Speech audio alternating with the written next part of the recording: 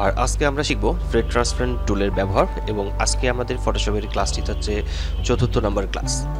তো আমরা free transparent টুল ব্যবহার করার জন্য ফ্রি ট্রান্সপারেন্ট শেখার জন্য প্রথমে আমাদেরকে একটি ছবি এখানে নিয়ে আসতে হবে।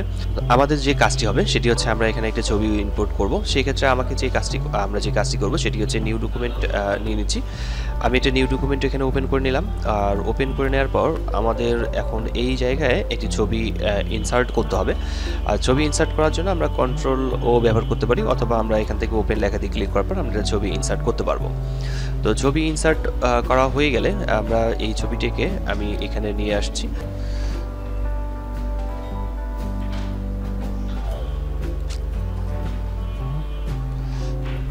ছবিটিকে অ্যাডজাস্ট করে নেওয়া হয়েছে। আর ফ্রি ট্রান্সপারেন্ট টুল সিলেক্ট করার জন্য কিবোর্ড থেকে কন্ট্রোল টি প্রেস করতে হবে। কন্ট্রোল টি প্রেস করলে আমাদের ফ্রি ট্রান্সপারেন্ট টুল সিলেক্ট হয়ে যাবে। আমরা এটাকে সিলেক্ট করতে পারবো এবং আমি এই ছবিটাকে এখন এই অবস্থাতে বড় ছোট করে নিতে পারবো। এরপর এই ছবিটাকে আমরা মুভ করতে পারছি এবং আমরা এখান থেকে ধরে বড় ছোট করতে পারছি, যে কোনো জায়গায় ধরে বড় ছোট করে নেওয়া যাবে। আরও একটি বিষয় মনে রাখতে হবে, সেটি হচ্ছে যে এখানে কিন্তু লেয়ার সিলেক্ট হয়েছে। ডান দিকে আমরা এখানে দেখতে পারবো যে লেয়ার 1, আমাদের এখানে লেয়ার 1 চলে আসছে। আর ব্যাকগ্রাউন্ড আমাদের নিচে যে স্টেজটা রয়েছে সেটি হচ্ছে ব্যাকগ্রাউন্ড। তো আমরা এখন এই ছবিটিকে বড় ছোট করে নিচ্ছি।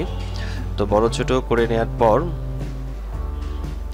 এরপরের যে কাজটি থাকবে সেটি হচ্ছে, যেমন আমি রাইট বাটন ক্লিক করছি। রাইট বাটন ক্লিক করার পর নিচের দিকে দেখতে পাচ্ছেন এখানে রোটেট লেখা আছে। এখন যদি আমরা এখানে যে কোনো জায়গায় ছবিটির চারদিকে কার্সারটিকে নিয়ে যাই, তাহলে সব জায়গায় এই রোটেট অপশনটি আসবে। অর্থাৎ আমরা এটাকে রোটেট করতে পারবো, ঘোরাতে পারবো।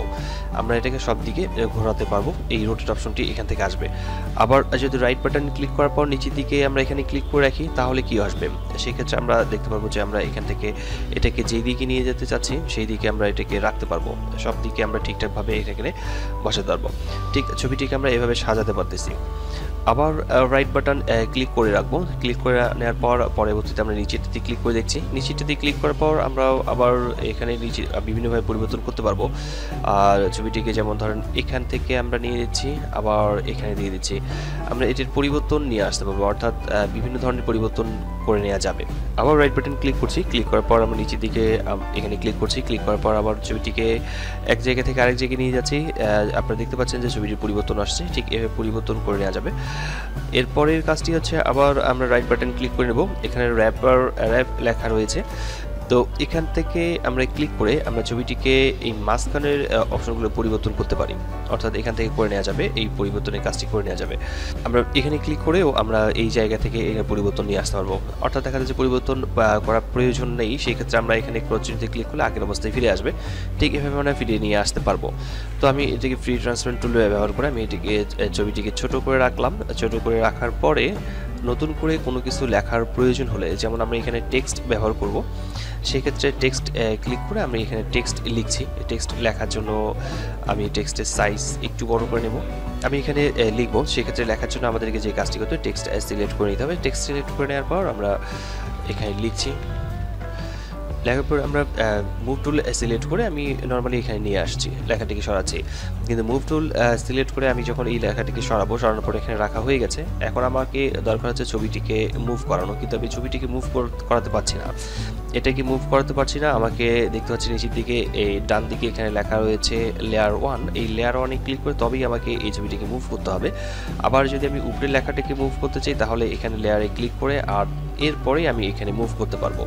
কিন্তু এছাড়াও যদি আমি এখানে থেকে অটো সিলেক্ট অপশনটিতে টিক মার্ক করে রাখি এবং এখান থেকে গ্রুপ থেকে লেয়ারে ক্লিক করে রাখবো, তো এরপর যদি আমি নিচেরটাতে ক্লিক করি, নিচেরটা সিলেক্ট হবে, আর উপরেরটাতে ক্লিক করলে উপরেরটা সিলেক্ট হবে। অর্থাৎ এখান থেকে আমাদের আর লেয়ারে ক্লিক করতে হচ্ছে না, রাইট বাটন ক্লিক করে লেয়ারে ক্লিক করতে হচ্ছে না, অথবা এখানেও ক্লিক করে লেয়ারে ক্লিক করতে হচ্ছে না। আমরা সরাসরি এখানে ক্লিক করে আমরা সরাসরি লেখাগুলোকে সরাসরি করতে পারবো, এখান থেকে মুভ করতে পারবো। এই মুভ করে নেওয়ার জন্য আমাদেরকে অবশ্যই এখানে অটো সিলেক্ট করে নিতে হবে, আর এখান থেকে লেয়ার অপশনটিতে টিক মার্ক করে রাখতে হবে।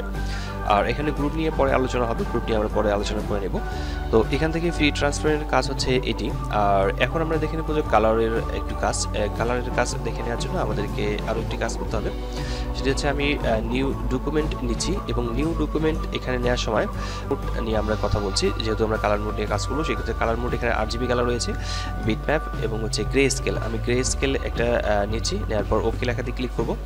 এটি হচ্ছে আমার গ্রে স্কেল। এটি হচ্ছে আমার গ্রে স্কেল। এখন এখানে আমি একটা ছবি ওপেন করতে যাচ্ছি, আমি একটা ছবিকে ওপেন করব। তো এই ছবিটিকে ওপেন করার পর আমার এই গ্রে স্কেলে আমি এই ছবিটিকে বসাবো। তো গ্রে স্কেলে মুভ টুলে ক্লিক করে আমি গ্রে স্কেলে রাখছি। তো গ্রে স্কেলে রাখার সাথে সাথে ছবিটি কিন্তু মোটামুটি দেখা যাচ্ছে যে অটোমেটিকলি ব্ল্যাক অ্যান্ড হোয়াইট হয়ে গেছে। এই ছবিটি ব্ল্যাক অ্যান্ড হোয়াইট হয়ে গেছে, কিন্তু কালার ছবিটি ছিল কিন্তু কালার ছবি ছিল, সেই কালার ছবিটিকে এখানে আমরা দেখতে পাচ্ছি যে ব্ল্যাক অ্যান্ড হোয়াইট হয়ে গেছে। তো গ্রে স্কেল আমরা দেখতে পারলাম যে সেটি হচ্ছে ব্ল্যাক অ্যান্ড হোয়াইট হয়ে যাবে। আবার যদি আমি নতুন করে আরেকটি ডকুমেন্ট ওপেন করে নিই, নতুন করে একটি ডকুমেন্ট ওপেন করে নিচ্ছি এবং এখানে কালার মোড দেওয়া হচ্ছে গ্রে স্কেল। আমি এখান থেকে RGB কালার নিচ্ছি, নেওয়ার পর ওকে লেখা দিয়ে ক্লিক করব। ওকে লেখা দিয়ে ক্লিক করার পর এখানে যে ডায়লগ বক্সটি এসেছে, এখান থেকে আমরা কালার মোড চেঞ্জ করতে পারি। এখান থেকে বিভিন্ন ধরনের কালার রয়েছে, কালার আমি রেড কালারটাই রাখছি। তো রেড কালার রাখার পর আমরা যদি এখান থেকে কালার চেঞ্জ করতে চাই, যেমন আমি এখান থেকে একটু ওভাল ক্রিয়েট করছি। ওভাল ক্রিয়েট করার পর এই জায়গার কালারটাকে হচ্ছে রাখছি রেড। এটা মূলত এই কালারটি হচ্ছে মূলত RGB মুডে আছে, RGB মুডে আমরা রেখেছি। আর যদি আমরা নতুন আরেকটি ডকুমেন্ট ওপেন করে নিই, ওপেন করে নেওয়ার পর পাশাপাশি RGB কালারের পরিবর্তে এখন আমরা CMYK কালার নিচ্ছি, ওকে লেখা দিয়ে ক্লিক করে নেব। এরপরের কাজটি হবে যে এখান থেকে আমরা আরও একটি ওভারলে ক্রিয়েট করে নেব। ক্রিয়েট করে নেওয়ার পর আমি এটারও কালার চেঞ্জ করছি। তো এখানে একটু লক্ষ্য রাখতে হবে, সেটি হচ্ছে যে আমরা দুইটি কালার কিন্তু আলাদাভাবে দেখতে পাচ্ছি, যে দুইটি রেড কালার, কিন্তু দুইটি রেড কালারে একটু আলাদা আলাদা। এটা হচ্ছে RGB কালার, এটা হচ্ছে RGB কালার, আর এটা হচ্ছে CMYK কালার। কখন কোন কালার নিয়ে কাজ করতে হবে সেই বিষয় নিয়ে বিস্তারিত আলোচনা করব। তো আজকে যে টিউটোরিয়ালটি এই পর্যন্তই ছিল। তো দেখা হচ্ছে পরবর্তীতে নতুন কোনো টিউটোরিয়ালে। ততক্ষণ পর্যন্ত সবাই ভালো থাকবেন। ধন্যবাদ সবাই।